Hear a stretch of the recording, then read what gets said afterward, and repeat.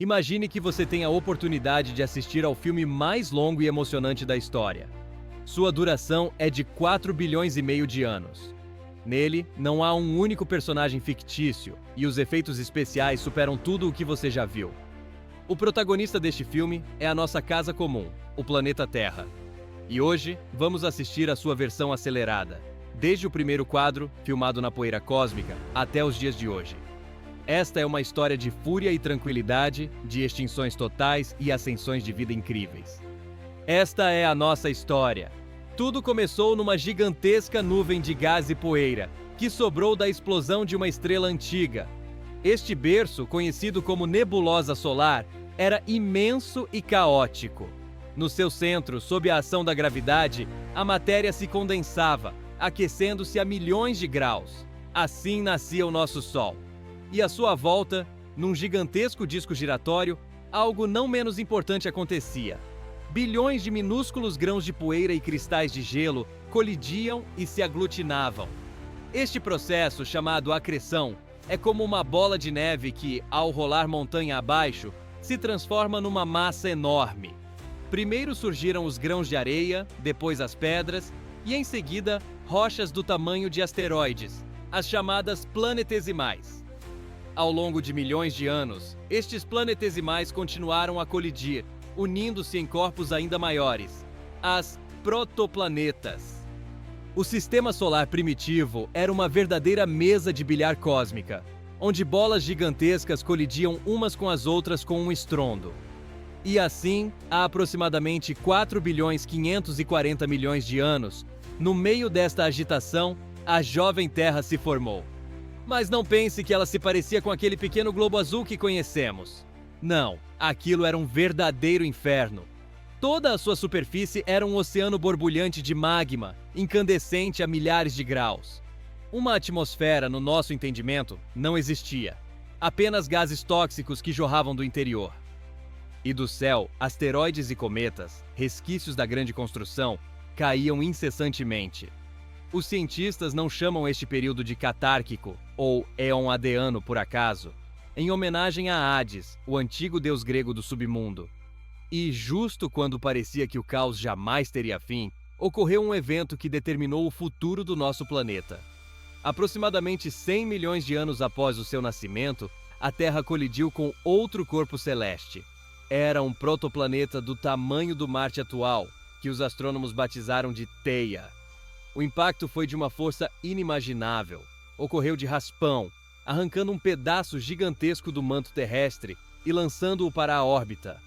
O nosso planeta literalmente ressoou como um sino e o seu eixo de rotação inclinou-se. É por isso que hoje temos a mudança das estações. Os destroços, por sua vez, lançados no espaço, não se dispersaram. Sob a ação da gravidade, eles se agruparam e formaram a nossa fiel companheira, a Lua. O seu surgimento foi crucial. A Lua estabilizou a rotação da Terra, impedindo-a de girar descontroladamente no espaço e causou marés poderosas que ainda desempenhariam um papel fundamental na história da vida. Após este grandioso cataclismo, a Terra começou a arrefecer lentamente. O bombardeamento cósmico diminuiu. Na superfície do Oceano de Fogo, começou a formar-se uma fina crosta basáltica, como uma película no leite a arrefecer. Mas não era a terra firme sobre a qual caminhamos. Era constantemente rompida por fluxos de lava, rachava-se e afundava na magma. A atmosfera também mudava. Os vulcões expeliam grandes quantidades de vapor de água, dióxido de carbono e azoto. O planeta estava envolto em nuvens densas e pesadas. E quando a superfície arrefeceu o suficiente para que a água pudesse permanecer em estado líquido, começou o maior aguaceiro da história. Não durou dias nem semanas, continuou por milhões de anos. A água quente preencheu todas as depressões, formando o primeiro oceano global. No entanto, não era azul, mas sim castanho esverdeado devido à enorme quantidade de ferro dissolvido e muito salgado. Assim terminou a época infernal do Catárquico e começou o Arcaico, a era da vida mais antiga. Há 4 mil milhões de anos, a Terra era um mundo aquático com pequenas ilhas de terra vulcânica. E algures aqui, neste quente caldo primordial, rico em elementos químicos, aconteceu um milagre. Ainda não sabemos exatamente como isso sucedeu. talvez perto de fontes geotérmicas submarinas, os chamados fumadores negros, onde jorravam das entranhas da Terra jatos de água mineral quente. Ou talvez em pequenas lagoas costeiras que evaporavam ao sol, concentrando moléculas orgânicas. De uma forma ou de outra, a química inorgânica deu um salto qualitativo e transformou-se em biologia viva. Surgiram as primeiras moléculas autorreprodutoras e depois as primeiras células primitivas. Essas primeiras formas de vida, os nossos antepassados mais distantes, eram incrivelmente simples. Eram organismos unicelulares, semelhantes a bactérias. Viviam sem oxigênio, que na altura quase não existia na atmosfera, e alimentavam-se de energia química do ambiente. Toda a vida estava concentrada no oceano, escondendo-se da radiação ultravioleta nociva do Sol, pois a camada de ozono ainda não existia. Durante 1.000 milhões de anos, nada de visível ao olho humano aconteceu no planeta. Apenas organismos microscópicos mudavam o mundo lenta e imperceptivelmente. Eles eram os únicos donos do planeta. E foi então que, há cerca de 3.500 milhões de anos, alguns deles realizaram uma revolução. Esses revolucionários foram as cianobactérias, ou algas verde-azuladas. Eles inventaram a fotossíntese, um truque engenhoso para transformar a luz solar, a água e o dióxido de carbono em energia. Era uma forma incrivelmente eficiente de obter alimento, mas este processo tinha um subproduto, muito perigoso e tóxico para a maioria dos habitantes da Terra daquela época. Esse produto era o oxigênio. Durante centenas de milhões de anos, as cianobactérias saturaram os oceanos com ele. Inicialmente, todo o oxigênio era consumido na oxidação do ferro dissolvido na água. Ele precipitava, formando gigantescas camadas de minério de ferro que extraímos hoje. Quando o ferro no oceano se esgotou, o oxigênio começou a escapar para a atmosfera. E há aproximadamente 2.000 milhões e 400 milhões de anos, irrompeu a chamada catástrofe do oxigênio.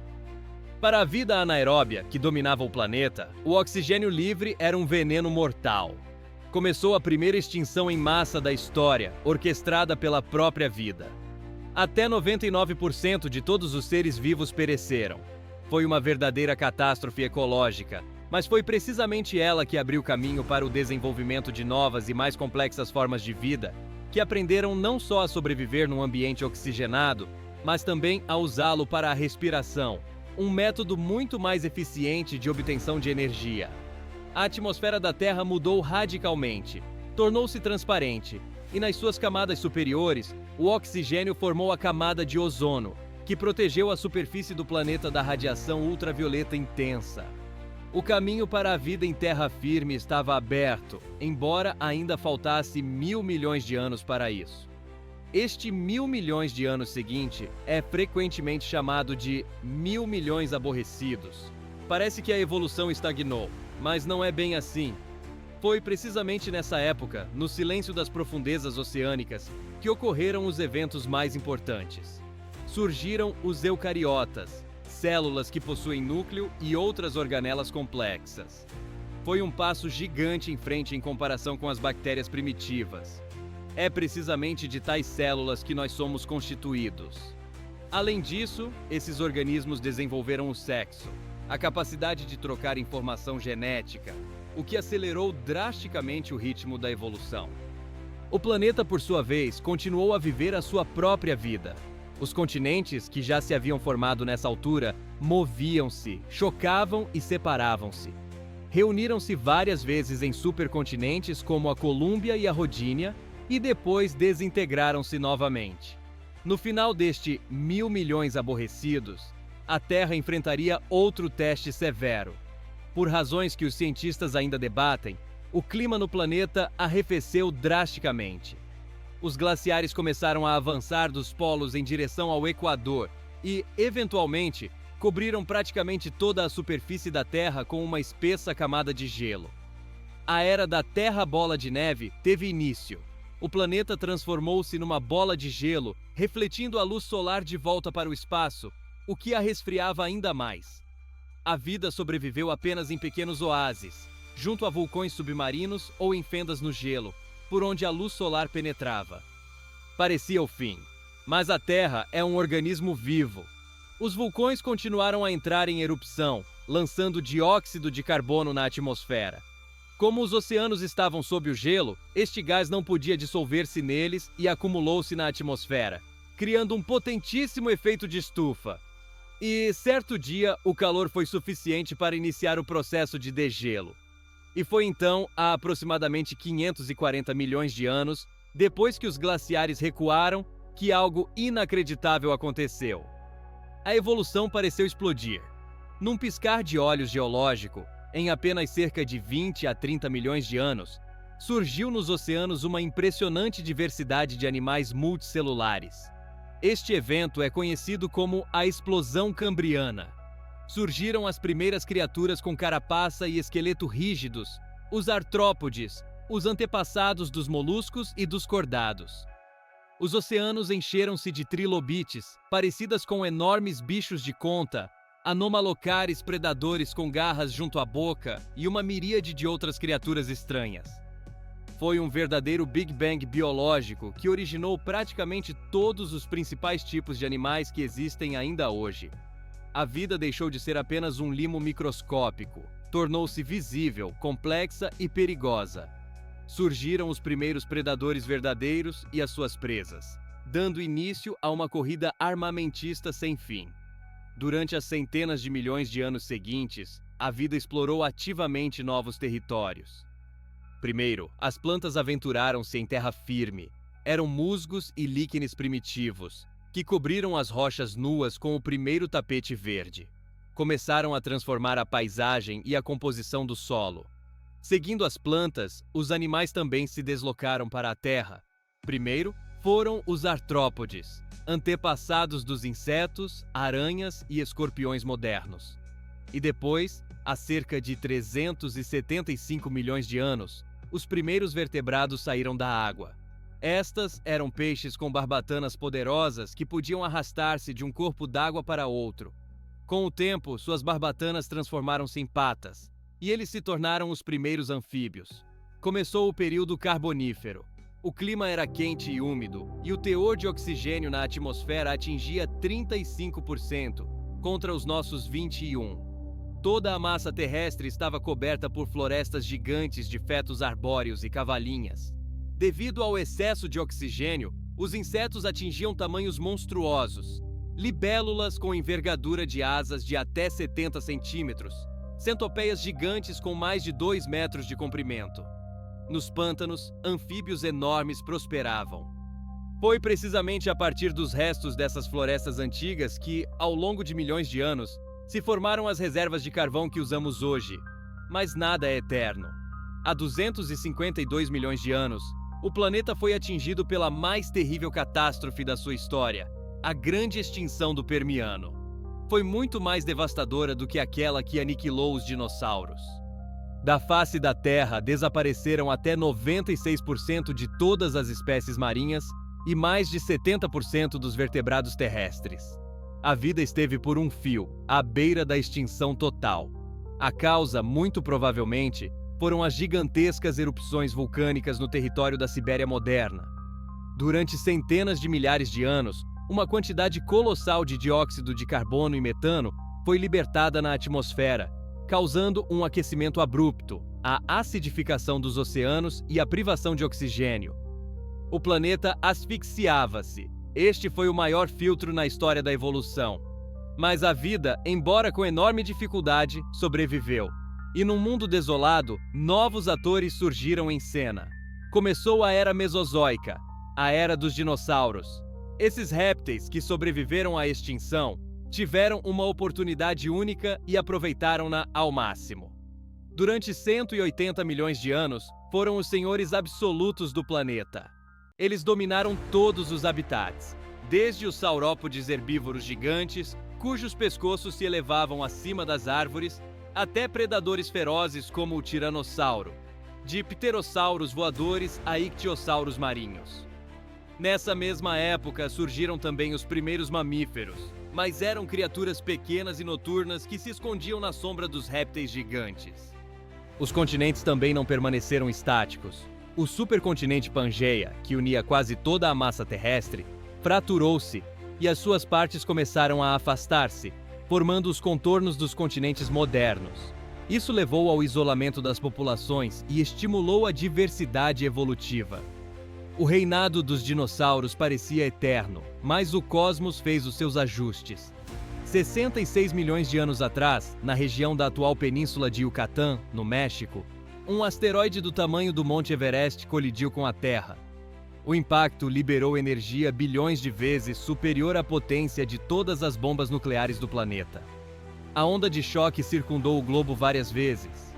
Surgiu um tsunami gigante com centenas de metros de altura.